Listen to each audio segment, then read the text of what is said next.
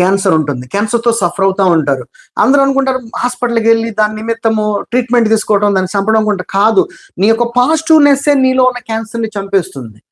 నీలో ఎంత పాజిటివ్, నా క్యాన్సర్ ఎందుకంటే నేను ఇది శరీరం, I'm not this body, I'm a light, I'm a light అని నువ్వు ఆ పాజిటివ్గా I'm abundance already because I'm a light అనే ఒక ఆలోచన గుణాత్మకంగా నువ్వు ఆలోచించినప్పుడు, నాలో ఏదైతే చీకటిగా క్యాన్సర్ సెల్స్ అనేది క్రియేట్ అయ్యి ఫామ్ అవుతున్నాయో, ఐఎమ్ ది లైట్, నేనే జీవం ఇచ్చేవాడులాగా ఉన్నాను కాబట్టి నేను జీవం కలిగిన కణాలను నేను ఉత్పత్తి చేస్తున్నానని నీలో ఒక స్ట్రాంగ్ గా, ఒక బలంగా, ఒక మెడిటేషన్ లోకి వెళ్ళి నువ్వు పాజిటివ్ వైబ్ ను క్రియేట్ చేయి, డెఫినెట్లీగా నీలో ఉన్న క్యాన్సర్ బయటకు వెళ్ళిపోతుందని ఇప్పుడున్న సైంటిస్టులు కూడా చెప్తున్నారు.